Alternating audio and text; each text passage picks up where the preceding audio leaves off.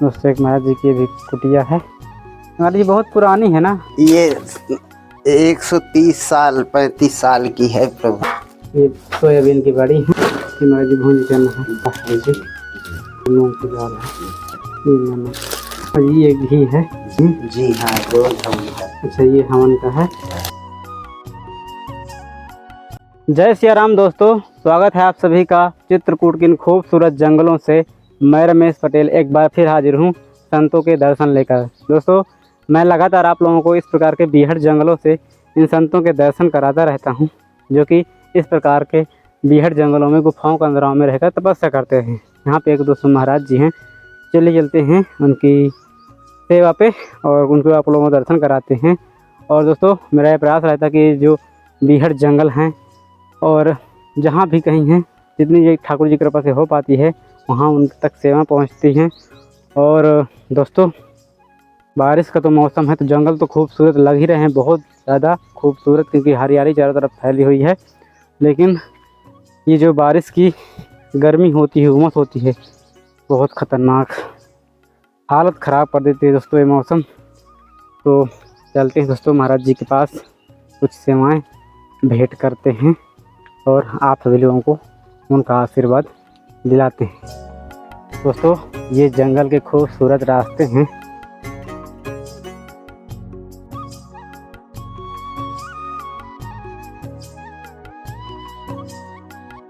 और दोस्तों यहाँ पर खूबसूरत निकल रहा है झरना, जो कि चट्टान के नीचे से, पहाड़ के ऊपर से, ये चट्टान के नीचे से आता है। और यहाँ बड़ा सा कुंड बना हुआ है, जो कि यहाँ पे पानी रुकता है। तो पहला कुंड है, ये दूसरा कुंड है, तो पानी इनमें स्टोर हो जाता है। तो अभी तो बारिश का मौसम में सभी जगह पानी मिल जाता है, लेकिन जब गर्मियों के दिन होते हैं तब पानी कहीं नहीं मिलता, केवल यहीं पे आता है। जो झरने मेन बड़े बड़े झरने होते हैं, तो यहाँ जानवरों के लिए, पशु पक्षियों के लिए पानी स्टोर कर दिया जाता है। जो ज़्यादा होता है यहाँ से निकल के नीचे चला जाता है। हमारी इसमें कचरा झाड़ डाल दिए, इसमें सब कुछ ये सब पन्नी के कारण डाल दिया गया है, पन्नी ना खराब हो जाए। अच्छा धूप ना लगे डायरेक्ट? जी, और धूप ना लगे। नीचे पन्नी है महाराज जी? जी जी हो जाती हैं। अच्छा, तो अच्छा। इसलिए इनको डाल दिया है जी। हाँ, ताकि धूप डायरेक्ट ना पड़े। जी अब पानी अपना निकलता रहे। पानी निकल ही आएगा। दोस्तों यहाँ पे महाराज जी के जंगल के नीचे कुटिया बनी हुई है। और महाराज जी अकेले रहते हैं? अकेला ही रहते हैं। तो लाल जी कृपा करे, आप महापुरुषों पे आनंद दे, तो आनंद रहो। और यहाँ ये सारे देवताओं का आंगन है प्रभु। हाँ, देवांगना। हाँ, यहाँ बड़े बड़े ऋषि मुनि हो गए, रहते भी हैं और आनंद होता है। लाल जी सबको आनंद करे। और महाराज जी भोजन पानी कहाँ बनती है? हाँ, यहीं बनता है। दोस्तों एक महाराज जी की भी कुटिया है। महाराज जी बहुत पुरानी है ना? ये 130 साल 35 साल की है प्रभु। अच्छा हाँ, वो दिख रहे हैं ना, मोटे मोटे पत्थरों की बनी। जी जी। लेकिन महाराज जी मिट्टी है ना? नहीं, बालू है मिट्टी की। अच्छा, बलुआई मिट्टी है। जी जी जी, बलुआई मिट्टी है। 130 साल पुरानी महाराज जी? जी जी जी, 130 साल हो गए। अच्छा। यही प्रसाद बनता है। जी हाँ, ये प्रसाद बनता है दोस्तों। जी जी। यहाँ पे महाराज जी कुछ लकड़ियाँ पड़ी हुई हैं। जी महाराज जी सेवा में है आपके कुछ? जय हो लाल। ये सोयाबीन की बड़ी है। जी। और महाराज जी भूंज करना है।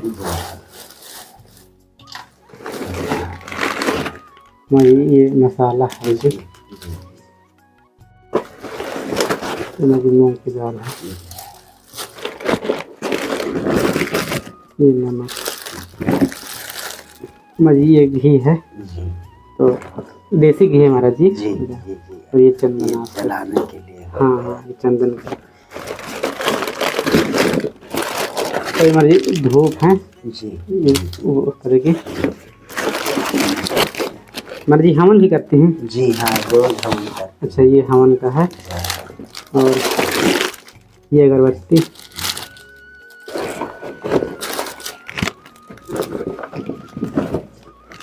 और जीरा है। महाराज जी आपकी सेवा में ठाकुर जी की सेवा में महाराज जी आशीर्वाद दीजिए अपना। लाल जी कृपा करे आदि आनंद है। महाराज जी यहाँ कितना टाइम हो गया आपको? हमें हो गए 31 बरिस हो गए इस कुटिया में। जी हाँ जी। तब तो महाराज जी यहाँ और भी जंगल रहा होगा। जी तब बहुत जंगल था और जानवर भी आते जाते तब थे। जानवर भी जी हाँ। अब ये आज 10-11 साल से ये तुम्हारा हवाई अड्डे में पहाड़ फूटने लगा। तो इस आवाज से जो है हाँ जंगली जानवर भाग गए हैं। हाँ जैसे आवाज होती है तो वो बंदूक की ऐसी आवाज होती थी। हाँ। सुरंग फूटता था तो उसकी वजह से सब जंगली जानवर भाग गए हैं। अब महाराज जी वहाँ मिलते हैं हमसे, ये तरफ मिलते हैं। जी जी जी जी। महाराज जी 31 साल इस कुटिया में हो गए जी। तब यहाँ महाराज जी कोई गेट भी नहीं था आपके, तो कैसे? नहीं था, ये गेट लग अपना बसर कर रहे हैं। अच्छा लकड़ी वाला। जी। तो महाराज जी ऐसा क्या विचार आया मन में कि एकदम से एकांत जंगल में आ गए? ये सब लाल जी की कृपा हुई तो आनंद मिला प्रभु। और थोड़ा ये हुआ कि परोपकार भी करें, किसी का भला हो, हमारे प्रति किसी का भला हो। यहाँ प्रभु भूखे प्यासे लोग टहलते थे, आते जाते थे, तो उनको जो है अपना भोजन पानी देते थे, ला करके अपना भिक्षा भवन कर लाते थे। कोई भूखा प्यासा आ जाता था, उनको भोजन देते थे। बस यही हमारा धर्म है प्रभु, यही भजन है, यही कर्तव्य है। इसी में हमारा निर्माण हो रहा है। मालिक हमें आनंद दे रहे हैं। लाल जी कृपा करें, खूब आनंद हो। महाराज जी कैसी अनुभूतियाँ होती हैं जंगल में? प्रभु यहाँ तो इतना आनंद होता है, इतना आनंद आता है कि हमें ये लगता है कि हमारे पास रात में 4-6 लोग बैठे हैं। अच्छा। जी हाँ, ये हमें आभास नहीं होता कि हम अकेला हैं। अच्छा। अभी कभी कोई हमें कष्ट नहीं होता, हमें कभी कोई दुख भी नहीं हुआ और न कभी हमें बुखार आया।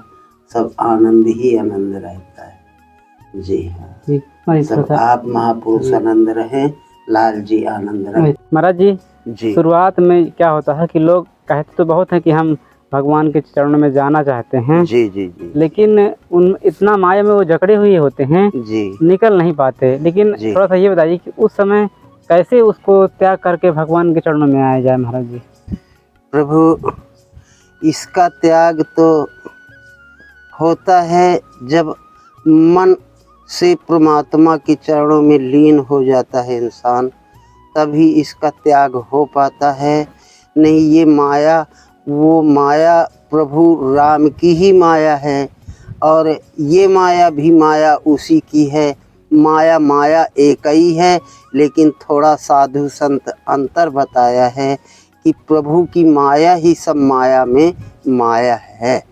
और जब तक उस परमात्मा की माया एकांत नहीं कर सकती, तब तक इंसान इस गृहस्थी से अलग हो ही नहीं पाता।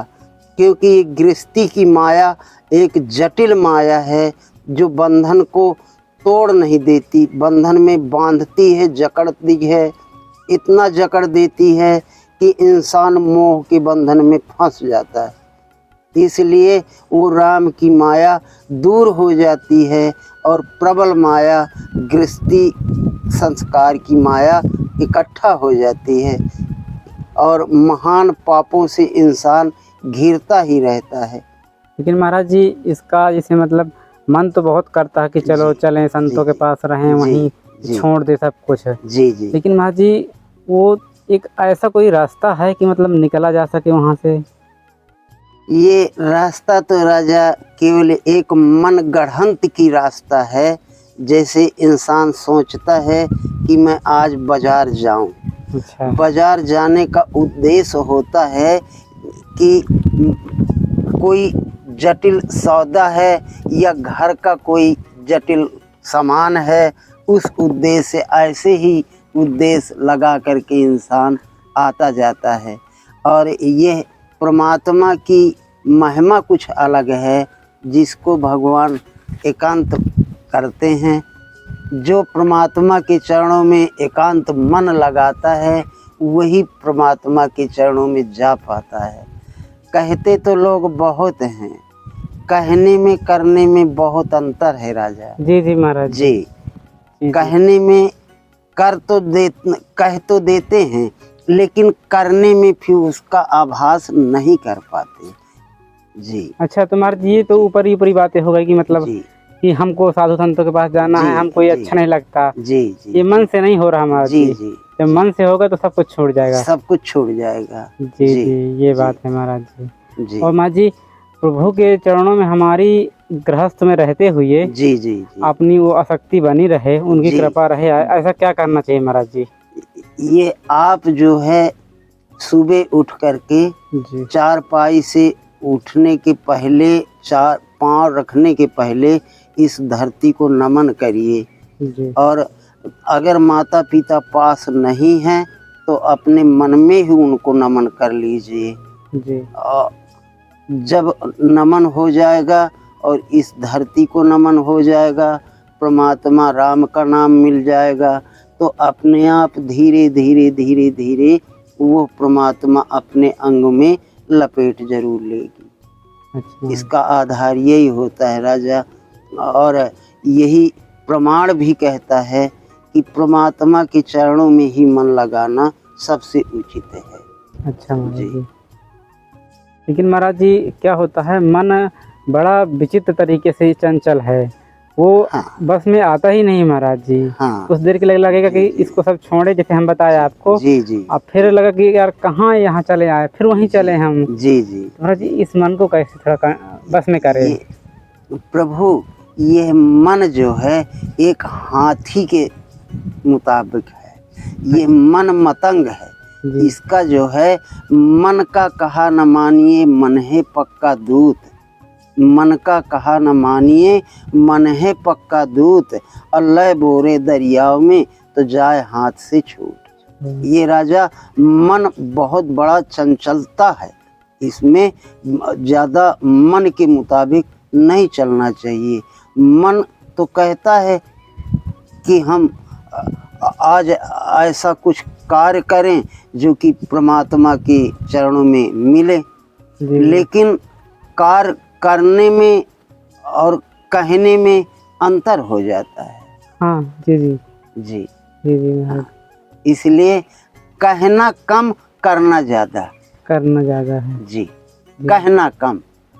जी जी जी जी जी।